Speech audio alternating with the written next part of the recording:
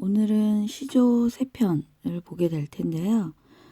먼저 작품 소개해 보면은 이 시조 3편은 시조 형성기인 고려말부터 부흥기 조선시대에 이르는 대표적인 작품에 해당하고요. 우탁의 시조는 늙음에 대한 한탄을, 성산문의 시조는 고사를 활용해서 임금에 대한 충절을, 홍랑의 시조는 사랑하는 님에 대한 마음을 이야기하고 있습니다. 이 단원 시작하기 전에 시조의 작자층, 그 다음에 형식, 내용, 정서, 시조의 변화 양상에 대해서 잠깐 확인하고 갈게요. 밑에 나와 있는 부분을 보시면 되겠습니다. 시조는 고려 후기 역사적 전환기를 맞아 신흥 사대부들이 경기체감만으로는 감당할 수 없는 유교적인 이념을 표출하기 위해서 다른 표현 영역을 개척하는 과정에서 창안된 국문학의 양식입니다. 고려 중엽의 발생에서 고려 말에 완성이 되었고요. 향가에서 기원하여 고려가요의 과정을 거쳐 형성된 것으로 추측하고 있습니다. 형식은 3장 6구 45자 내외 4음보로 이루어지고요. 종장의 첫 음보는 3음절로 고정되어 있죠. 시조라는 그 명칭은 원래 단가라고 부르던 것을 가객 이세춘이라는 사람이 시절가조라는 새로운 곡조를 만들어 부른 데서 생긴 이름입니다. 내용은 유교적인 충의사상의 바탕을 둔 내용이 주류를 이루고요. 고려 말과 조선 초에 고려의 유신들이 지은 회고가나 사육신들의 절이가가 대표적인 작품입니다. 우리가 알고 있는 이방원의 하여가, 정몽주의 단심가, 오늘 배우게 될 우탁의 탈로가, 이런 작품들이 있고요. 문학사적인 의미로는 단아하고 간결한 형식이 사대부 계층의 취향에 맞아서 발달했지만 점차 향유층이 확대가 되어 국민 문학으로 승화되었습니다. 고려 말기에 형태가 갖추어져 있던 시조는 조선시대에 들어와서 훈민정음이 제정됨에 따라 국문학의 대표적인 문학 양식으로 확고한 위치를 차지하게 되었습니다. 이렇게 조선시대에 이르러 시조가 더욱 활발하게 발달하게 된 것은 간결하고 소박한 것을 즐기는 사대부의 서정성을 표현하는 데 알맞은 형태였기 때문입니다.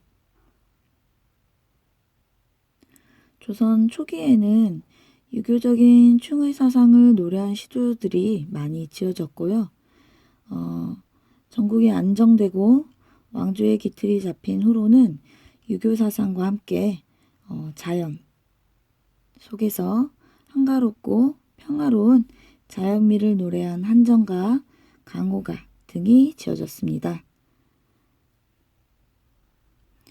그러나 조선 초기의 작품들은 순수한 자연을 노래한 것이라기보다는 유교적인 충의 이념과 결부되어 있는 것이 대다수였습니다. 시조가 일반인에게 널리 확산되면서 작자층도 확대되기에 이르렀습니다. 16세기에 들어와서 문학성은 심화되었고 유학자들의 작품이 관념적인 경향으로 흐른 데 비해 황진이와 같은 기녀들의 작품은 고독과 한에 젖은 정서를 진솔하고 아름답게 표현하였습니다. 조선 후기에 와서 시조는 학자와 일반인의 교양이 되었고 생활의 일부로 자리 잡게 되었습니다. 그리하여 시조의 향유 계층이 사대부에서 평민층으로 확대되었으며 그 내용도 관념적이고 유교적인 내용에서 다양한 현실적인 삶을 표현한 내용으로 바뀌게 되었습니다. 또한 형식은 각 장 사음보의 정형성이 파괴되어 시조의 장형화를 이루었으며 이에 따라 사설시조가 등장하게 되었습니다. 그리고 전문 가객 중심의 가단이 형성되었고 시조집이 편찬되는 등의 조선 후기에 이르러서는 시조는 국민문학으로 확고하게 자리를 잡게 되었습니다. 조선 후기의 산문 정신의 영향으로 평시조의 정형성에서 탈피한 엇시조, 사설시조가 등장을 했는데요. 사설시조는 대부분 작가와 창작 연대를 알 수가 없습니다. 사설시조는 현실을 풍자하거나 서민들의 생활 감정을 진솔하고 사실적으로 표현했기 때문에 자연스럽게 산문화되면서 길이가 늘어나게 되었습니다. 사설시조는 당시의 사회현실을 반영하고 있으며 세태에 대한 풍자와 서민들의 소박한 생활감정이 솔직하게 표현되었다는 점에서 문학사적인 가치가 크다고 할 수 있습니다. 먼저 첫 번째 시조는요. 고려 말의 학자 우탁의 작품으로 늙음을 한탄하는 내용을 담고 있습니다. 자신의 흰 머리를 해묵은 서리에 비유해서 봄산에 눈을 녹인 바람으로 자신의 백발을 불어서 날림으로써 다시 검은 머리가 되게 하고 싶다는 소망을 표현한 노래입니다. 이 시조는 늙음을 한탄하면서도 안타까움보다는 오히려 인생을 달관하는 여유와 관조의 자세를 드러내고 있습니다. 초장에서는 눈을 녹인 바람이 잠깐 불고 사라졌다고 표현함으로써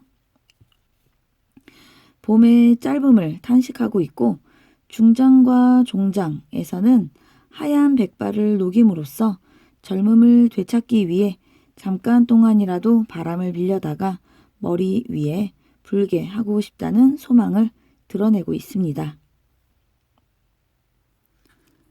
춘산에 눈 녹인 바람 건듯 불고 간데없다. 여기서 건듯은 잠깐이라는 뜻이고요. 해석을 하면 봄산에 눈을 녹인 바람이 잠깐 불고 간 곳이 없다. 춘산은 젊음을 비유하고 있고요. 눈은 흰색이죠. 여기에서 백발과 의미가 통합니다. 잠깐 빌려다가 빌려다가 불리고자 불게 한다. 바람을 잠깐 빌려서 내 머리 위에다가 그 바람을 불게 하고 싶다 라는 거예요. 이거는 위에 라는 뜻이니까 우라는 글자에 히읗 종성 체연이 있고요. 거기에 조사의 붙었습니다. 위에 머리 위에 잠시 동안 아까 그 바람 있죠? 춘산에 눈 녹인 그 바람, 이 바람을 이게 봄바람이겠죠? 춘산에 녹인 바람이니까 이 봄바람을 빌려다가 불리고 싶다, 불게 하고 싶다, 머리 위에 불게 하고 싶다 라는 거죠. 해석을 하면 잠시 동안 봄바람을 빌려다가 머리 위에 불게 하고 싶구나 라고 해석을 할 수 있습니다. 귀 밑에 해묵은 서리를 녹여볼까 하노라. 귀 밑에 해묵은 서리, 해묵은 서리는 백발, 흰머리를 뜻하고요. 녹여볼까 하노라. 즉 백발을 없애고 싶다, 젊어지고 싶다고 얘기하고 있습니다. 불리고자 녹여볼까 등의 시어를 통해서 젊음의 회복을 소망하는 심정을 드러내고 있습니다. 그리고 춘산은 봄빛에 봄바람이 부는 산이니까 푸른 빛이겠죠. 봄의 산은 해묵은 서리, 눈서리 같은 경우는 흰색이 되겠죠. 그래서 색채 대비를 통해서 늙음에 대한 안타까움, 탄식을 효과적으로 드러내고 있습니다. 두 번째 시는 성산문의 시조인데요. 성산문은 조선 초기 학자이자 문신이고요. 집현전의 학사로 한글 창제에 많은 공헌을 했습니다. 그리고 사육신의 한 사람으로 세조의 왕위 찬탈에 반대하고 단종의 복위 운동을 협의하다가 체포되어 극형을 받은 사람입니다. 우선 이 시조에서는 이제 백의와 숙제의 고사를 인용하고 있는데요. 우선 백의와 숙제의 고사를 좀 보면은요.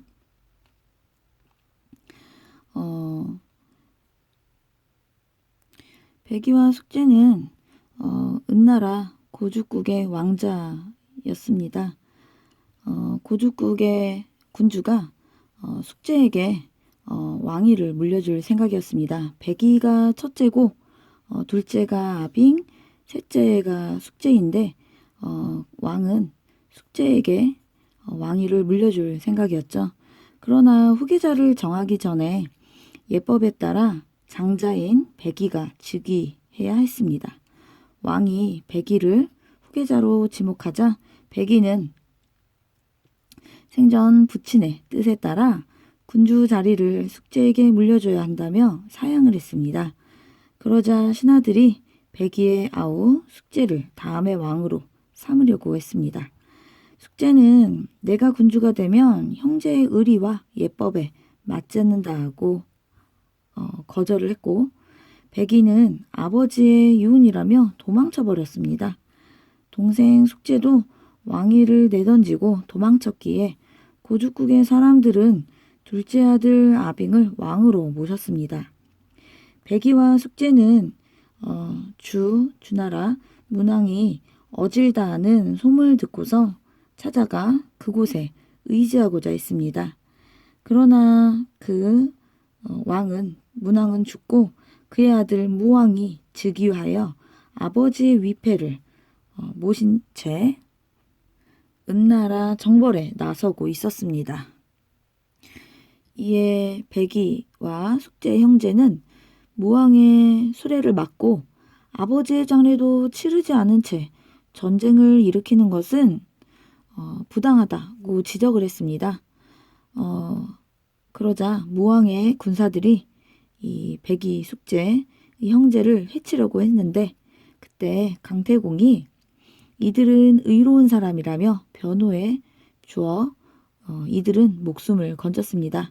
무왕이 결국 은나라를 멸망시키자 백의와 숙제는 주나라의 백성이 되는 것은 치욕이라며 수양산에 은거하며 고사리를 캐어 먹다가 굶주려 죽었다는 고사입니다. 그래서 이들은 지조와 정절의 대명사로 칭송되고 있습니다. 이 성산문의 시조를 보면 자세하게 살펴보긴 하겠지만 간략하게 먼저 설명을 하면요. 세조의 단종 폐위에 한거한 작가의 의지를 은유적으로 드러낸 작품인데요. 은나라의 충신 백의와 숙제, 이들과 성산문 자신을 비교하면서 자신의 굳은 의지를 강조하고 있습니다. 일반적으로 유교 사회에서는 백의 숙제는 절의를 대표하는 충신입니다. 그러나 작가는 그들이 수양산에 들어가 캐먹은 그 고사리 역시 주나라 땅에서 난 것임을 상기시킴으로써 그들의 절의가 부족했음을 비판하고 이것을 통해 자신의 절의를 부각시키는 표현 효과를 거두고 있습니다. 수양산 바라보며 이제를 하나노라. 여기에서 이제는 백의와 숙제를 얘기하는 거고 이들이 은거에서 살았던 수양산을 얘기합니다. 여기 중의적인 표현이라고 있는데요. 백의 숙제 고사를 얘기하면 수양산을 말하는 것이고 작가와 연결하면은 수양산은 수양대군을 의미합니다. 그래서 두 가지 이상의 의미가 쓰여서 중의적 표현이라고 나와 있고요. 먼저 백이숙제와 관련돼서 해석을 해보면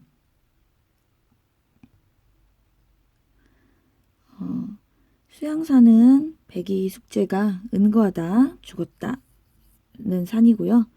이제는 백이와 숙제를 해석을 하면 백이와 숙제가 들어가 고사리를 캐먹었다는 이 수양산을 바라보며 백이 숙제를 한탄한다. 줄여 죽을진들, 줄여 굶주려 죽더라도 채미 고사리를 캐먹는 것. 채미도 한한 것과 고사리를 캐겠는가? 굶어 죽더라도 고사리는 캐지 않겠다. 해석을 하면 차라리 굶어 죽더라도 고사리를 캐먹었단 말인가. 즉 백이숙제가 고사리를 캐 먹으며 연명한 것, 목숨을 이어간 것에 대해서 비판하고 있는 그런 문장입니다. 여기에서는 일부러 물어보는 표현을 썼으니까 서리법이 쓰인 거죠. 고사리를 캐겠는가? 굶어 죽더라도 나는 고사리는 캐지 않겠다 라는 그런 의미가 들어있는 행위죠. 비록의 푸셋 거신들. 푸셋은 푸성기, 풀, 보잘것없는 음식. 그러니까 고사리는 보잘것없는 음식인 거죠. 비록 푸성기인들, 보잘것없는 음식인들, 기, 뉘, 누구, 땅에 났다니. 그 누구의 땅에서 났던가. 당연히 그것은 주나라 땅에서 나온 것이라는 뜻이죠. 해석하면 고사리가 푸성기일망정, 보잘것없는 음식일망정, 그것은 누구의 땅에서 난 것인가? 백이숙제가 주나라 백성이 되는 것은 치욕이라며 수양산에서 고사리를 캐먹으며 지조를 지켰다는데, 여기에서 화자가 봤을 때는 지조를 지킨다면 굶어 죽더라도 수양산에서 난 고사리도 캐먹으면 안 된다는 의미겠죠? 이제를 하나노라 라는 것은 전통적으로 지조, 절개의 대명사로 알려진 백이숙제를 비판함으로써 그들보다 더욱 굳은, 의지가 굳은 화자의 절의를 강조하는 부분입니다. 백이숙제는 주나라에 녹은 받지 않으려고 수양산에 들어가 고사리를 캐먹으며 연명했는데, 고사리도 결국은 주나라의 것이 아니냐는 뜻으로 같은 상황이라면 자신은 고사리마저 거부해 목숨을 끊었을 것이라고 말함으로써 자신의 굳은 절개를 강조하고 있습니다. 백이숙제보다 더 굳게 지조를 지키겠다는 다짐을 하고 있는 것이죠. 이 성산문 작가와 작가의 삶과 연관지어 보면 수양산은 수양대군, 백이숙제가 은거했다는 수양산을 수양대군으로 해석할 수 있고요. 수양대군을 뜻하고요. 그러면 수양대군을 바라보면서 화자는 백이숙제를 한탄했다라는 것이 되겠죠. 채미는 고사리를 캐어 먹었다는 뜻과 수양대군의 녹을 먹는다. 수양대군의 아래에서 수양대군이 왕이 된 나라에서 벼슬을 하는 것이 되겠죠. 푸성기인들, 보잘것없는 음식인들, 누구의 땅에서 나온 음식인가? 뉘는 백이숙제의 고사로 보면 주나라의 무왕, 작가의 삶과 연관지어 보면 수양대군이 되겠죠. 비록 보잘것없는 음식이더라도 수양대군이 왕이 된 나라의 땅에서 난 음식이니 굶어 죽더라도 먹지 않겠다. 수양대군 정권에서의 녹은 먹지 않겠다. 벼슬은 하지 않겠다 라는 뜻입니다. 성산문은 이 시를 통해 단종을 향한 충성심, 죽음을 각오한 굳은 절개를 표현하고 있습니다. 일반적으로 알려진 지조의 대명사인 백이숙제를 비판함으로써 자신의 저리를 강조하고 있습니다. 세 번째 시조는 홍랑의 시조입니다. 조선시대 여류 시조의 작가는 대부분 기녀들이었는데요.